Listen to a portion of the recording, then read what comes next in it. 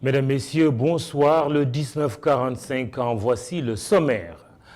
Fonction publique sénégalaise, les mesures d'austérité ne concernent pas les emplois. Une réduction du nombre de fonctionnaires n'est pas à l'ordre du jour. Une garantie du secrétaire général adjoint du gouvernement en visite à Emedia Invest. Le président Macky Sall impose des restrictions sur le téléphone mobile de ses ministres. Le décret a été publié aujourd'hui. Plafond 300 000, plancher 25 000. Faire de la Falémé, l'opposition et les mouvements citoyens déterminés à croiser le fer avec le pouvoir. Aly Ngouille Mbok va marcher le 13 septembre prochain pour exiger la transparence dans le contrat avec Tosiali. Cascade d'accidents de la circulation, le général à la retraite Mansour Niang indexe une indiscipline généralisée, tandis qu'à Kolda, l'anarchie sur les routes indispose plus d'un. La mairie invitée à réagir. Reportage du jour, regardez sur la carte, le lieu est en plein cœur de Dakar, dit foncé ou crédit foncier, le célèbre marché des pièces de rechange de la capitale sénégalaise. Bienvenue.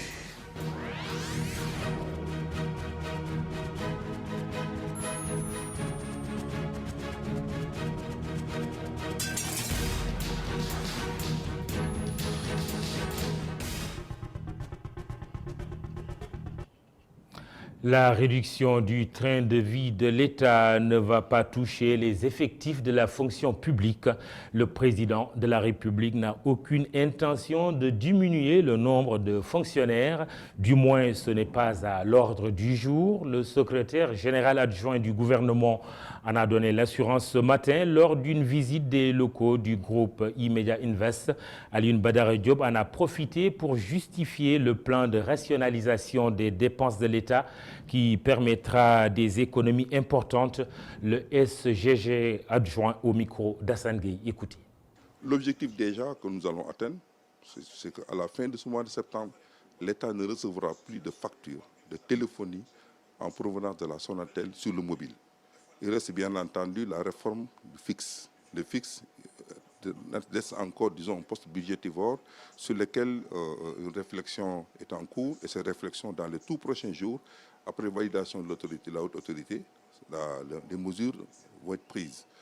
Dans le même sens, relativement aux véhicules, une réforme est en cours, les véhicules de l'administration. Il y a une réforme majeure que le chef de l'État a initiée, qui est en cours et qui sera partagée. Sur l'utilisation du carburant dans l'administration, sur l'utilisation également des frais d'entretien et de réparation des véhicules, des mesures importantes vont être prises. Et ces mesures-là vont venir rejoindre la batterie de mesures relatives au patrimoine de l'État. Vous savez, aujourd'hui, le logement de fonction a été supprimé, sauf pour les autorités administratives. Tous les contrats de location pour les ministères ont été résiliés. Et tous les ministères ont été regroupés soit à Diamniadio, soit au building administratif. Donc c'est un ensemble d'une démarche cohérente qui tend à faire en sorte que des économies soient réalisées et ces économies pourraient être réinjectées dans d'autres priorités à caractère social comme la santé, l'éducation, l'environnement, mais également les questions relatives à l'amélioration du cadre de vie. Il n'y a pas de plan pour faire baisser le nombre de fonctionnaires au Sénégal? Non, il n'est pas envisagé pour le moment, parce qu'aujourd'hui, il faut voir que ce qu'on appelle les fonctionnaires, il n'y a pas que des fonctionnaires. Nous avons tout ce que nous appelons, ce sont des agents de l'État. Et parmi les agents de l'État, il y a les fonctionnaires et les agents non fonctionnaires.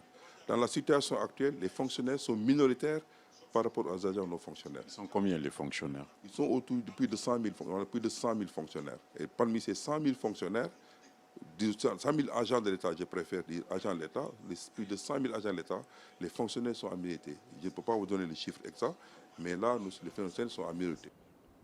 Et puis le décret portant restriction des charges sur le téléphone mobile vient d'être publié. Il vise certains agents de l'État en fixant une allocation forfaitaire mensuelle. Le montant va de 300 000 francs CFA pour un ministre d'État, 200 000 pour un ministre conseiller, à 25 000 francs pour le chauffeur du président de la République. Le détail avec Oussama Monique Sagna. Le président de la République est passé à l'acte à travers le décret 2019-1310 pour diminuer la facture téléphonique de l'État. Désormais, une allocation forfaitaire mensuelle pour charge de téléphone mobile sera versée pour certains agents de l'État. Elle est de 300 000 pour les ministres d'État, les ministres et les secrétaires d'État. Les ministres conseillers toucheront moins avec une allocation fixée à 200 000 francs. La rigueur est également notée dans le cabinet du président. 45 000 francs pour le chef de cabinet, 50 000 francs pour l'assistant particulier du président et 25 000 francs pour le chauffeur particulier du président. Cette mesure concerne aussi les directeurs généraux et directeurs nationaux pour qui il sera versé la somme de 50 000 francs, tandis que les directeurs généraux de structures autonomes et des agences d'exécution auront droit à une allocation de 150 000 francs. Concernant la magistrature, les membres du Conseil constitutionnel et certains hauts magistrats auront eux aussi droit à une allocation de 300 000 francs. Selon le décret 2019-1310 fixant les allocations forfaitaires mensuelles pour charge de téléphone mobile de certains agents de l'État, ces allocations sont versées directement dans les salaires des bénéficiaires. L'État qui tente de réduire son train de vie, Aar Li Ñu Bokk, lui, ne mange pas de ce pain. Il reprend ses manifestations du vendredi. Cette fois-ci, c'est pour dénoncer le contrat entre l'APIX et Tosiali sur le fer de la Falémé. La plateforme politique et citoyenne va marcher le 13 septembre prochain pour exiger la transparence et des explications sur la concession accordée à la société turque pour une période de 25 ans. Le khalifiste Babacar Choiba, membre de Aar Li Ñu Bokk.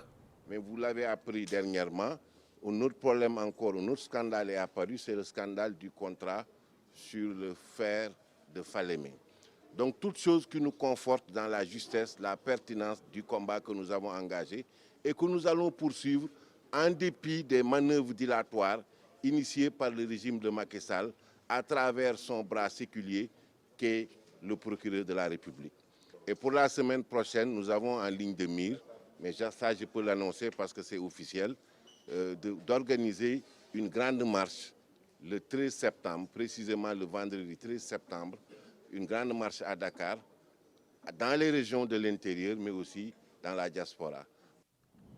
Au chapitre judiciaire, audition demain du journaliste activiste Adama Gaye. Il sera entendu dans le fond du dossier par le juge d'instruction après l'audition ratée de jeudi dernier. Adama Gaye est en détention provisoire depuis un mois. Il est inculpé pour les délits présumés d'offense au chef de l'État et d'atteinte à la sûreté de l'État. La recrudescence des accidents a atteint un pic qui heurte et inquiète à la fois. Tout le monde s'en offusque. La colère des citoyens est à la hauteur de la violence des chocs. Le général à la retraite Mansour Niang, expert sécurité, pointe du doigt les comportements d'indiscipline en violation de toutes les règles. Les chiffres sont bavards. Plus de 2000 morts sur les routes entre 2014 et 2008, plus que le bilan, on n'y fait pas attention, du naufrage du Joola. La radio Sud FM a initié un atelier de partage sur les accidents de la circulation. Compte rendu Boudal Ndiaye, Oumar Bokou. La recrudescence des accidents de la circulation inquiète plus d'un au Sénégal. L'indiscipline des automobilistes et des motocyclistes en est la vraie cause. Moi, je vois des motocyclistes qui montent sur des passerelles, qui traversent les passages piétons, qui passent les feux rouges. Le charretier, il sort de son village, amène sa charrette, il roule. On ne lui demande rien. C'est comme les pousse-pousse. Les pousse-pousse ne sont acceptés que dans les espaces fermés, comme le port, comme le marché. Le pousse-pousse ne peut pas rouler sur la chaussée. C'est interdit. Le Sénégal a perdu 2130 personnes entre 2014 et 2018. Des chiffres qui font froid au dos. La moyenne depuis ces 3 dernières années, autour de entre 550 et 600 morts, ce qui est déjà vraiment excessif, beaucoup trop, pour une population de 14 millions d'habitants. Pour régler définitivement ces cas d'accident, l'État doit mettre l'accent sur la répression. Le niveau d'infraction au code est tellement élevé que la conséquence fatale, c'est le nombre de morts que nous avons constaté. Il faut réprimer. Il faut réprimer, c'est la seule façon de régler la question. L'atelier de partage sur la sécurité routière, initié par la radio Sud FM, a été une occasion pour les acteurs d'échanger sur la recrudescence des accidents. Plusieurs pistes de solutions ont été proposées. À Kolda, c'est la divagation des bêtes qui perturbe la circulation. Bœufs, moutons, chèvres, vaches et autres animaux domestiques ainsi que les humains se disputent la possession de la chaussée. Un véritable mbourou mbarara, comme dirait l'écrivain universitaire Abderrahmane Gaïdé. Et les risques d'accidents de se multiplier en plus de ceux déjà enregistrés. Y'en a marre, tonne certains Koldois qui invitent les autorités à sévir contre le beau désordre. ITV Kolda, Seydou Diatta. 8 heures au centre-ville de Kolda. Un automobiliste qui évite de justesse un mouton. Non loin de là, c'est un motocycliste qui cède le passage à une chèvre. Voici à quoi ressemble le quotidien à travers les artères de la commune de Kolda. La divagation des animaux à l'intérieur du périmètre communal indispose plus d'un. Déplorable que dans le centre-ville de la région de Kolda, nous constatons une cohabitation entre les humains, les personnes et les animaux. C'est la commune qui n'a pas joué son rôle. Parce qu'auparavant, il y avait les fouilleurs et tout ça. Mais aujourd'hui, tu n'entends même pas que la commune parle de ça. Il y a les moutons, là les chèvres, les ânes, les bœufs, errant dans les rues. La nuit, quand tu viens au pont ici, tu trouves un bœuf couché, tu n'as pas de limite, ton véhicule n'a pas de frein, tu peux t'accidenter. Pas mal d'accidents sont causés par ces genres de fléaux-là.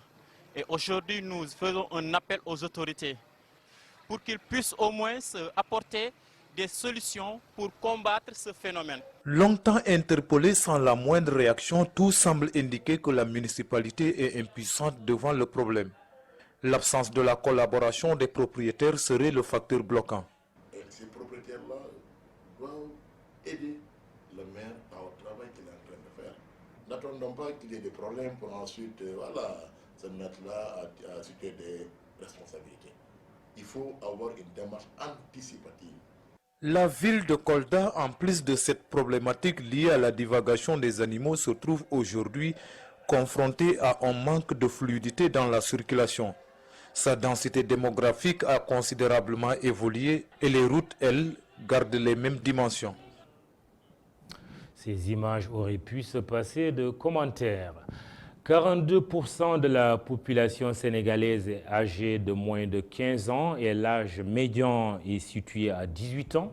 La statistique est contenue dans un document officiel daté de janvier 2018. Le directeur de l'agence de sécurité de proximité lâche une petite phrase qui fait l'effet d'une bombe. Les jeunes de moins de 15 ans sont souvent, selon lui, les principaux auteurs des violences dans notre pays. Préciser toutefois que l'inexistence d'études ou de rapports qui ne corroborent pas donc cette assertion, des acteurs de la prévention de la délinquance se sont tout de même penchés sur la question. ITV s'est intéressé aux résultats de la recherche sur jeunesse, stratégie de résilience à la violence et à la criminalité en Afrique de l'Ouest. Moustapha Gabar Diop et Sidignan signent le sujet. Définir et mieux comprendre les facteurs de la violence et de la criminalité chez les jeunes en Afrique de l'Ouest. C'est suivant cet objectif qu'une étude a été menée pendant 2 ans par des chercheurs de l'Université Gaston Berger de Saint-Louis avec la collaboration de l'ASP, l'Agence d'assistance à la sécurité de proximité.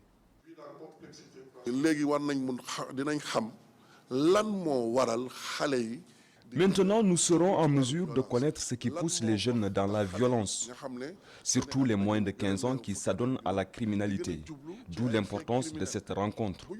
Il sortira de cet atelier des solutions et les conclusions, nous allons les transmettre aux autorités du Sénégal et du Burkina, et d'autres pays pourront s'en servir.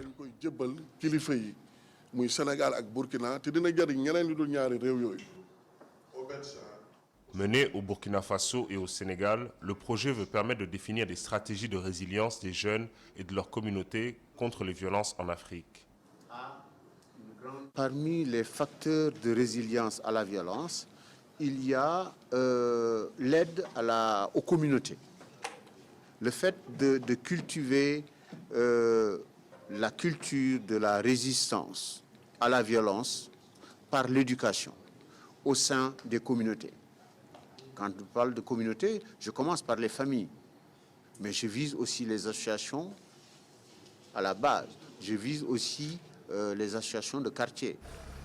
Au Sénégal, les jeunes de moins de 15 ans représentent 42% de la population, d'où l'importance de prévenir la violence dans cette tranche d'âge. L'ampleur de la violence chez les jeunes, il y a quand même certains d'entre eux qui résistent, qui ne versent pas dans la violence, ou bien lorsqu'ils ont été confrontés à une expérience de violence, ont pu s'en sortir. Et ça, c'est un aspect important aussi que nous voulons mettre en exergue. Outre les causes et les facteurs de violence, nous voulons aussi mettre l'accent sur les stratégies et facteurs de résilience à la violence et à la criminalité chez les jeunes. Une meilleure connaissance de ces phénomènes de violence devrait permettre de mieux orienter les politiques publiques et permettre de créer de nouvelles filières universitaires, notamment pour tout ce qui touche à la sécurité et à la résilience. Pour nous répéter, il n'y a pas donc d'études ou de rapports qui confirment que les moins de 15 ans sont les principaux auteurs des violences au Sénégal. Inauguration de la mosquée Massalikul Jinan, les préparatifs s'accélèrent pour la date du 27 septembre prévue pour l'ouverture officielle de cette majestueuse maison de Dieu. Le ministre de l'Intérieur chargé du culte a visité l'infrastructure ce matin. Toutes les précautions seront prises pour l'accueil du khalife général des Mourides et la réussite de l'événement. Propos d'Ali Ngouille Ndiaye. Vous savez, le khalife général des Mourides qui vient à Dakar, même si ce n'était pas l'inauguration, ce n'est pas un petit événement. Donc avec l'inauguration, c'est un événement qui traînera beaucoup de monde.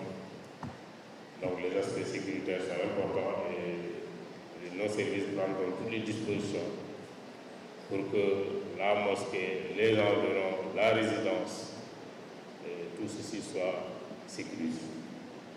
Et au-delà de l'événement, également, des dispositions seront prises pour que les environs de la mosquée, notamment avec la vidéosurveillance, puissent également être davantage sécurisés. Ça, on peut vous assurer que toutes les dispositions sont prises. Nous avons déjà tenu une première réunion avec le gouverneur, avec le comité d'organisation. D'autres dispositions seront prises en principe la semaine prochaine pour d'abord faire l'état des lieux et avant d'entamer la dernière ligne droite, faire le dernier réglage. Hivernage du manque à l'abondance, le territoire national est bien arrosé depuis quelques jours alors que juste avant, l'absence de pluie avait suscité une grande inquiétude. Il pleut donc au Sénégal du nord au sud comme d'est en ouest. Youssouf Konté nous fait le point sur les images de Barasso. Les inquiétudes nées de la rareté des pluies commencent à se dissiper. Ces derniers jours, le ciel a été particulièrement généreux. Des quantités importantes ont été relevées et elles ont concerné l'étendue du territoire national. Par exemple, pour le week-end, on peut prendre le cas de trois villes. Par exemple, à Dakar, il a plu 37,4 mm de pluie pour la journée de samedi. Et à Kaolack, on a enregistré 40,7 mm de pluie pour la journée de dimanche. Et Louga, au centre, on a enregistré 19,4 mm. Donc, de vendredi jusqu'au dimanche, on a enregistré pas mal de pluie. Et c'est ces mêmes pluies qui ont continué aussi le lundi. Même la partie septentrionale du pays qui montrait des signes d'inquiétude, de bonnes quantités ont arrosé les terres connues pour leur fertilité. Et on a un système pluvio-orageux qui a abordé le pays par le nord et a occasionné beaucoup de précipitations, notamment à Podor, où il a beaucoup plu. Et on a 55,5 mm de précipitations à Podor seulement. Selon les précisions de la météo, la situation reste favorable.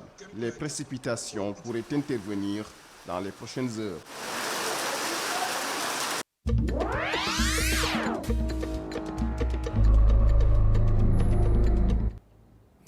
Mali, 8 passagers d'un autocar tués dans l'explosion d'une mine. Afrique du Sud, le président condamne les violences xénophobes.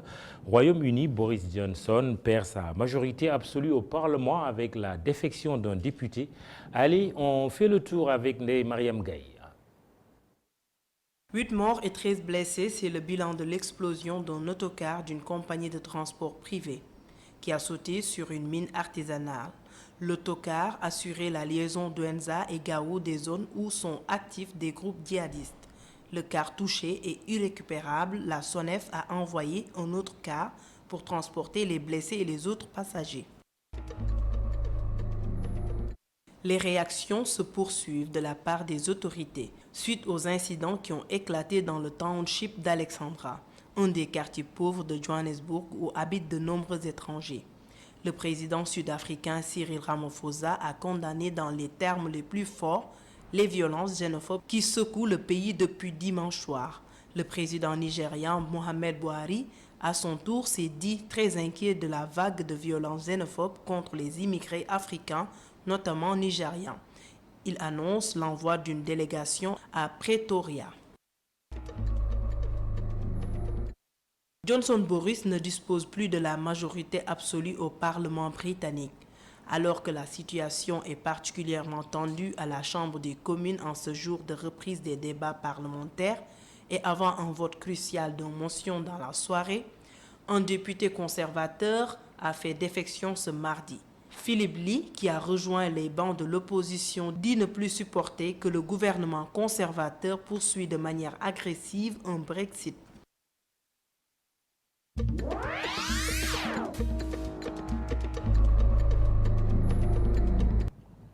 Passons au sport à présent. Coupe du monde de basket en Chine. Deuxième sortie, deuxième défaite de l'équipe nationale du Sénégal.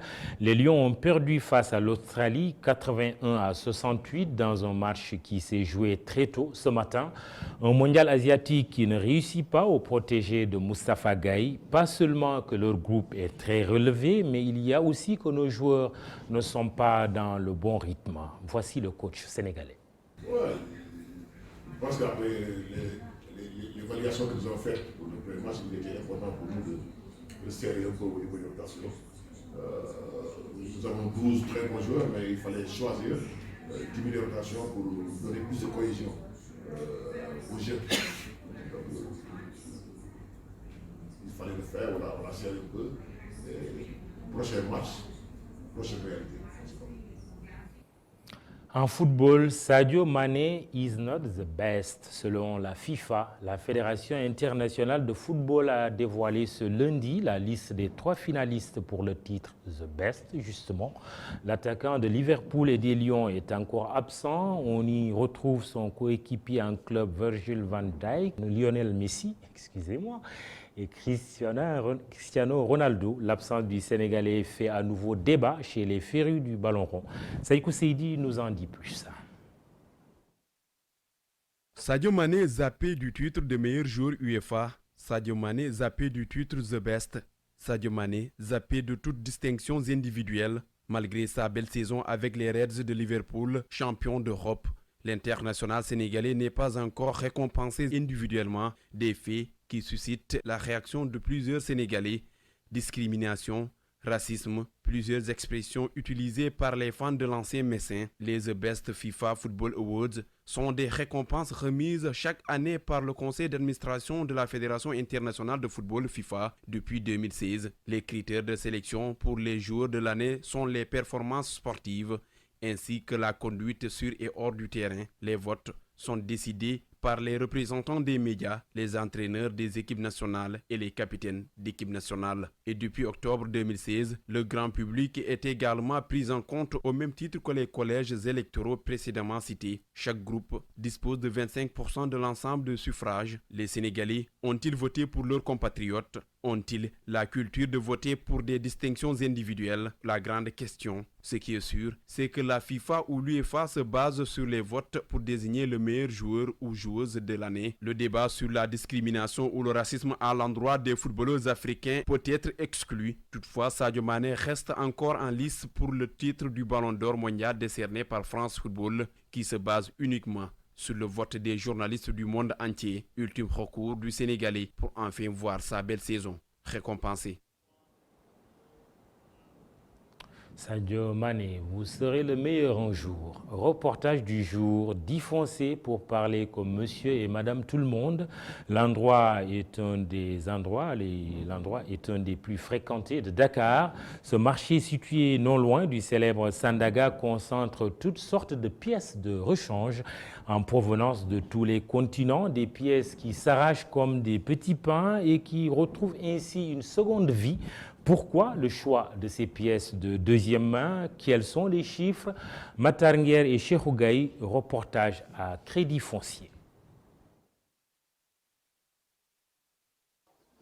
Plaquettes de frein, éclairage, signalisation, embrayage, croix de distribution, tout se vend ici au marché défoncé. Toutes ces pièces détachées vont connaître une seconde vie. Dans l'automobile, on parle de seconde vie ou de réemploi, lorsque l'état de la pièce permet une nouvelle utilisation sous sa forme d'origine. L'Europe, l'Asie et les États-Unis restent les principaux fournisseurs. Mes pièces me proviennent de la France, de l'Italie et de l'Espagne. Mais depuis quelques mois, presque toutes les pièces que j'ai en stock me proviennent de la France. J'ai des amis qui amènent des conteneurs. Et une fois au Sénégal, ils me contactent pour que j'aille voir les pièces disponibles. Nous les achetons à l'étranger et c'est nous qui démontons les pièces pour les revendre. Pour la sécurité des automobilistes, ils prennent certaines dispositions. Moi, je n'achète pas des pièces défectueuses parce que ce n'est pas du tout honnête. La vie de nos clients peut être en jeu. Ce client a choisi le réemploi. Il pense que ça fait du bien à son porte-monnaie.